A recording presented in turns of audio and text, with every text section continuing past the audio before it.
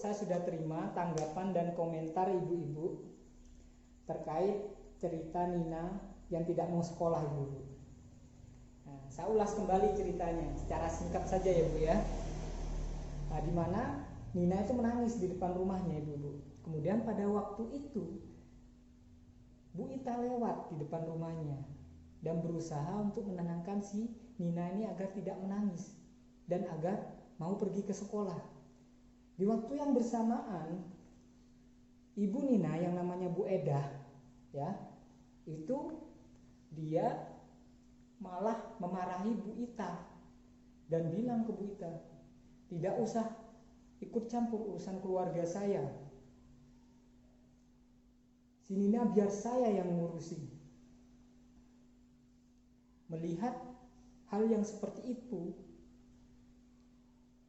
Bu Ita cuma mengelus dada terhadap tindakan yang dilakukan oleh Bu Edah terhadapnya dan juga sama anaknya, melakukan kekerasan terhadap anaknya. Nah, ini tanggapan dari ibu-ibu terhadap cerita tersebut.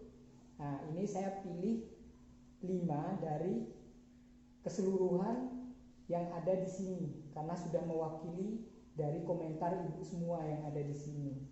Nah, nanti di akhir saya akan mengomentari terhadap tanggapan ibu. Saya akan bacakan satu persatu ya ibu-ibu ya. Diperhatikan dan didengarkan. Ini menjadi pelajaran buat kita bersama untuk selalu bersikap baik dan menghindari tindakan kekerasan terhadap anak. Jangan sampai terjadi seperti apa yang di dalam cerita Nina ya. Oke, perhatikan. Yang pertama dari Bu Romla. Mana Bu Romla? Wah, sebelah sana lagi ya. Dengarkan Bu Romla dan semua juga dengarkan. Baiklah. Ceritanya seperti ini. Tanggapannya Bu Romla. Alhamdulillah juga positif. Bicara baik-baik sambil ajak ikut kegiatan PKK. Wah, alhamdulillah tanggapannya baik. Padahal sudah diperlakukan tidak baik sama Bu Edah. Ini seandainya kisah nyata ya gitu ya. Tapi ini kan cuma cerita ilustrasi aja ya. Oke, lanjut. Kemudian Siti Aisyah. Bu Siti Aisyah mana? Oh itu. Nah, ini ibu-ibu. Nah, menghadapi yang keras tidak perlu dengan kekerasan juga, tapi dengan cara yang halus. Dia akan jadi baik juga nanti. Bagus sekali Bu, positif tanggapan Ibu. Kemudian yang ketiga Bu Sarah tanggapannya, positif juga tanggapannya. Undang ke rumahnya. Kalau ada syukuran, undang secara lisan. Nah, berarti diundang secara langsung. Berarti tadi yang misalnya tadi dapat tindakan yang kurang enak, tapi dibalas dengan tindakan yang enak, yang baik. Ya, bagus ini. Respon yang positif buat Ibu untuk hal-hal yang seperti itu Ibu ya. Perlu ini untuk dilakukan misalnya menghadapi situasi yang sama Ibu ya. Kemudian tanggapan dari Siti Masna, mana ibunya? Oh, sebelah sana ini ya Bu ya. Bertamu ke rumahnya dan sambil berbicara yang baik atau yang halus. Bagus, respon yang positif Ibu. Kemudian yang terakhir Zahra menanggapi menanggapinya dengan cara silaturahmi. Oh, menanggapinya dengan silaturahmi ke rumahnya juga. Sama dengan ibu yang Bu Siti Masna tadi, sambil membawakan makanan. Sudah pergi ke rumahnya silaturahmi dibawa makanan pula. Wah, ini double kebaikannya yang dibalas ibu ya. Mungkin sebagai hal itu yang bisa lebih dekat dengan mengenal dan tahu karakternya. Bagus itu Bu. Apresiasi buat ibu ini caranya Bu. Ya. Nah, kemudian ini tanggapan saya terhadap semua komentar ibu. Ada tadi yang menanggapi suatu kekerasan jangan dilawan dengan kekerasan. Itu sangat benar sekali ibu. Tanggapan saya buat ibu semua, dan ini juga buat perhatian kita untuk dilakukan ya, untuk menghindari suatu tindakan kekerasan terhadap anak. Ya ibu, misalnya ada perlakuan yang tidak enak, perlakuan keras terhadap kita jangan menanggapi dengan keras pula. Karena kekerasan kalau dihadapi dengan kekerasan akan menghasilkan kekerasan yang baru. Jadi seandainya tadi Bu Ita menanggapi dengan kekerasan, wah itu bisa ribut di tempat tadi, bisa kelahi itu. Dan akan menimbulkan masalah yang baru, misalnya kelahi, entah itu nanti saling baku hantam, saling cakar-cakaran, nah akan menimbulkan masalah baru. Jadi bagaimana solusinya? Kita harus menanggapi dengan sesuatu yang sifatnya halus, agar suatu kekerasan yang tadi menimpa dirinya itu menjadi lunak Ibu. Direspon dengan sesuatu yang halus kekerasan itu, jangan dilawan dengan kekerasan juga karena akan berbahaya. Nah seperti itu Ibu ya, respon saya paham ya Ibu ya. Tolong itu dilakukan jika menghadapi hal-hal yang seperti itu Ibu di masyarakat. Sering itu terjadi gesekan yang seperti itu Ibu ya, perlu dipahami. Bagaimana?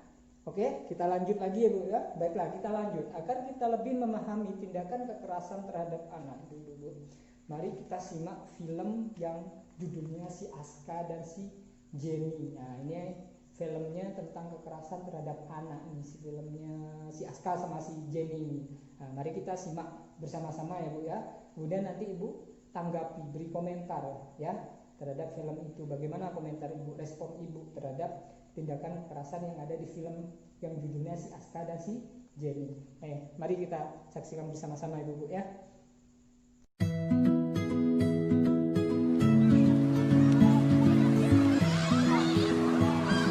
Serunya bermain bola.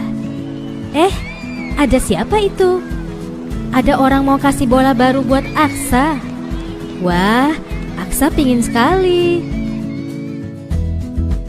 Anak pintar, jangan ikut dengan orang lain ke tempat sepi ya. Ingat, kalau ada yang mau peluk dan cium-cium kamu, tidak boleh kalau tidak ada orang tua kita ya. Kalau ada orang yang mau pegang badan, dada, perut, dan sekitar celana, tidak boleh. Kalau ada yang memaksa, harus teriak yang keras. Tidak mau! Dan langsung lari ke tempat yang ramai. Tolong! Jangan takut atau malu ya. Cepat kasih tahu orang tua atau guru yang kita sayangi. Tidak boleh ada yang memaksa kita untuk melakukan hal yang tidak kita sukai. Bahkan orang yang paling dekat sekalipun, seperti orang tua, kakak, paman, kakek, guru, teman, atau orang yang tidak kita kenal. Jika anak-anak mendapatkan perlakuan tidak menyenangkan dari siapapun, orang tua harus membawa mereka berkonsultasi dengan para ahli agar anak bisa ceria kembali. Ingat, hubungi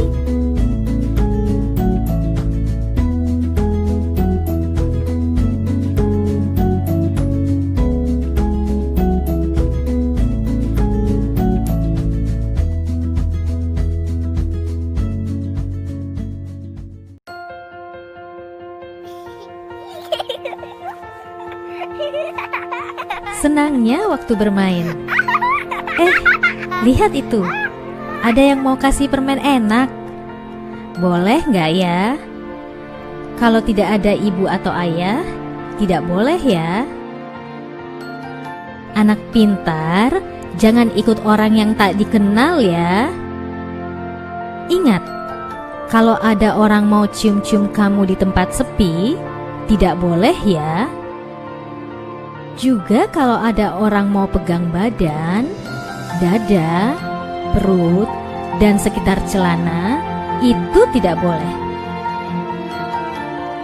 Kalau ada yang memaksa, harus teriak yang keras. Tidak mau! Dan langsung lari ke tempat yang ramai. Tolong!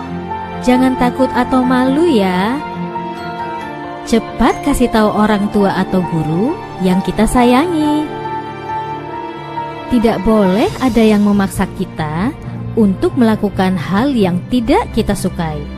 Bahkan orang yang paling dekat sekalipun, seperti orang tua, kakak, paman, kakek, guru, teman, atau orang yang tidak kita kenal.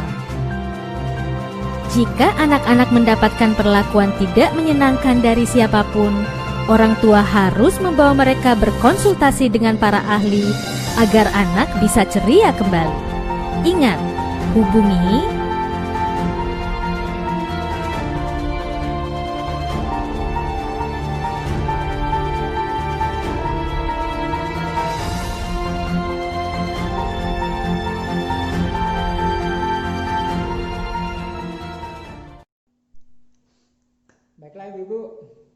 Kita tadi sudah menonton bersama-sama film si Aska dan si Jenny, ya. Nah, sekarang saya mau bertanya ke Ibu-ibu, tolong dikomentari bagaimana tadi terkait film itu Ibu-ibu. Ayo, siapa yang mau berkomentar Ibu-ibu? Silakan. Ya. Siapa? Oh, Bu Romla, gimana Bu tanggapannya? Ya, terus. Nah, terus bagaimana langkah pencegahannya Ibu tadi di film itu? Oh, dilaporkan ke polisi. Ya, benar Ibu-ibu. Ya. Itu komentar yang bagus buat Bu Romla. Dia menyimak benar terhadap film itu Ibu-ibu, ya. Terkait film itu Ibu-ibu, saya mengulas kembali cerita di film itu bahwa tadi kejadiannya benar kata Ibu, terjadi tindakan kejahatan seksual, kekerasan seksual terhadap anak yang namanya si Jenny dan si Aska. Ya, dimana dalam cerita itu si Jenny si Aska ini sedang bermain, kemudian ada orang asing menghampiri mereka, memberi iming-iming bola sama si permen untuk si Jenny ditawari permen, si Aska ditawari bola, mereka mau. Kemudian diajak ke tempat sepi, kemudian dirayu dan diraba-raba. Mereka kemudian nggak mau, berontak, mereka minta tolong, lari pergi ke orang tuanya, dilaporkan ke orang tuanya kalau dia diraba orang nggak dikenal. Akhirnya orang tuanya khawatir, dah merapor kepada yang aparat setempat, kemudian ditindaklanjuti dan si pelakunya itu ditangkap. Benar kata Ibu. Itu adalah bentuk kekerasan yang terjadi dalam masyarakat, kekerasan seksual. Jadi ibu-ibu harus waspada terhadap kekerasan tersebut, ya, karena berbahaya. Harus dilakukan tindakan pencegahan preventif sejak dini, ibu-ibu, ya. Nah, untuk lebih jelasnya lagi ibu-ibu, saya akan menjelaskan bagaimana langkah-langkahnya ibu-ibu yang ada di buku pintar itu ibu-ibu. Tolong diperhatikan, di situ ada langkah-langkahnya pencegahannya ibu, ya, sambil memperhatikan flipchart nanti yang saya akan jelaskan. Dibuka di buku pintarnya Ibu, halaman 24 dan 26. Di 24 itu pencegahan kekerasan terhadap anak di keluarga, kemudian yang 26 itu pencegahan terhadap kekerasan terhadap anak di ruang lingkup masyarakat, ya. Oke, saya langsung masuk ibu-ibu agar lebih paham penjelasannya dari saya. Itu baiklah, perhatikan bagaimana pencegahan kekerasan terhadap anak di keluarga. Yang pertama, kita harus memperhatikan tumbuh kembang anak ibu-ibu. Tumbuh kembang anak itu penting sekali, di mana masa ini akan berpengaruh untuk anak nanti di dewasanya. Kalau kita memberikan sesuatu yang positif, stimulus yang positif, dia akan merespon dengan hal yang positif, sehingga dia kecenderungan tidak akan pernah melakukan kekerasan nanti kelak di dewasanya, ya. Nah, kemudian yang kedua ibu-ibu, kita harus menjadi pendengar yang baik terhadap anak. Misalnya karena anak berkeluh kesah terhadap masalahnya, kita harus juga memberikan solusinya bagaimana, ya. Kemudian yang ketiga ibu-ibu, ya, kita harus memahami kesulitan yang terjadi pada anak. Misalnya kegiatan di sekolah dia mengalami kesulitan, proses belajarnya, kita harus membantu. Kita misalnya memberikan les tambahan ibu-ibu, ya. Kemudian yang keempat ibu-ibu, membuat anak merasa senang dengan memberi kualitas waktu bertemu dengan anak itu yang baik ibu, ya. Jadi namanya quality time yang baik, quality time yang menyenangkan, kegiatan yang menyenangkan yang dirasakan anak. Kemudian yang kelima ibu, memberi penghargaan terhadap perbuatan yang positif, yang baik yang dilakukan anak-anak, biar anak nantinya melakukan tindakan yang serupa lagi, menstimulus dia untuk mengulang kegiatan positif yang pernah dilakukan, ya. Oke, selanjutnya ibu-ibu, tidak menghakimi dan menghardik di depan umum karena mengganggu psikisnya dia akan merasa malu ibu-ibu dan tertekan, akhirnya dia menjadi pemalu. Kemudian yang ketujuh ibu-ibu, ya, perhatikan yang ketujuh di buku pintarnya dan pijak itu ibu-ibu, jangan menjuluki anak dalam hal yang negatif, misalnya si pemalu, si pemalas, jangan, karena juga mengaruh pada psikisnya dia, mental dan emosionalnya akan terbawa dia ibu-ibu, ya, sampai nanti dewasa kalau dijuluki yang negatif-negatif. Kemudian yang 8 apa ibu-ibu? Memahami cara pergaulannya anak. Jadi anak mau bergaul dengan siapa kita harus peduli. Misalnya dengan si A dan si B, yang A ini baik, yang B ini buruk. Jadi kita harus arahkan ke yang A yang baik. Kemudian yang ke-9 apa ibu-ibu? Melakukan kegiatan bersama yang positif. Misalnya apa? Kegiatan beribadah, sholat berjemaah di rumah, diajak sholat Jumatan bareng. Itu akan menumbuhkan nilai-nilai spiritual yang ada di dalam diri anak itu tertanam hingga dewasa, ya. Kemudian yang ke-10 apa? mengamati perkembangan teknologi, karena teknologi akan membantu anak ya dalam proses belajar mengajar, membantu orang tua bagaimana caranya mencegah kekerasan terhadap anak dengan bantuan teknologi. Misalnya kita bagaimana cara melakukan tindakan yang baik untuk mencegah kekerasan terhadap anak. Nah, kita bisa cari lewat YouTube. Nah, itu kan termasuk perkembangan teknologi, Ibu ya. Nah, kemudian yang 11 apa Ibu? Yang ke-11 itu adalah tidak panik ketika anak melawan. Nah, jangan dilawan juga kalau anak, biarkan anak seperti itu dan kita nasihati halus, secara halus biar anak mau ikut kita, tidak melawan. Jadi jangan panik, kita berusaha tenang ya. Kemudian yang terakhir 12 Ibu, pencegahan kekerasan terhadap anak, yaitu pengasuhan adalah tanggung jawab utama orang tua. Jadi jangan dilupakan pengasuhan tanggung jawab utama orang tua, karena anak adalah aset berharga yang dimiliki oleh orang tua, jadi harus dijaga.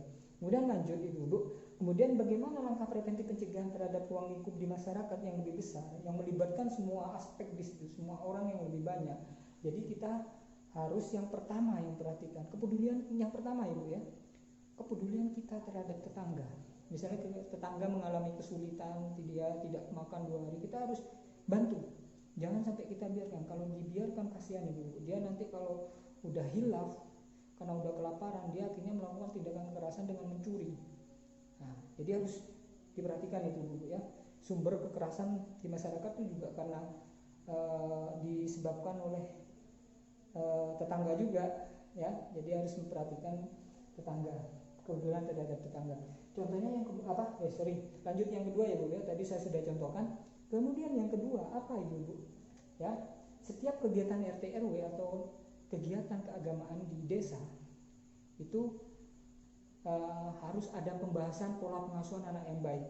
Jadi kalau ada dalam satu desa, satu kelurahan itu sudah diberi pengarahan tentang pola pengasuhan anak yang baik, kecenderungan untuk melakukan kekerasan terhadap anak itu semakin berkurang karena masyarakatnya sudah paham bagaimana pengasuhan yang baik dan menghindari kekerasan terhadap anak. Ya, oke lanjut sampai di situ. Oke, yang ketiga mengenali lembaga perlindungan anak dan bagaimana cara mengaksesnya. Nah, kalau Ibu ingin paham, tanya ke saya atau tanya ke Pak RT, RW dan kepala desa itu paham bagaimana cara mengaksesnya itu. Ya, oke Ibu lanjut. Yang keempat, kita melapor ke lembaga perlindungan anak apabila ada indikasi terjadi kekerasan terhadap anak. Ya Ibu ya. Kemudian yang terakhir apa? Jika kita melihat dan mengetahui Ibu ada suatu tindakan kekerasan yang kita temui di jalan, kita mengamankan korban, kemudian kita melaporkan si pelaku. Ya, jangan dibiarkan Ibu. Nah, itu adalah 2 langkah pencegahan yang terjadi dalam ruang lingkup masyarakat dan ruang lingkup keluarga.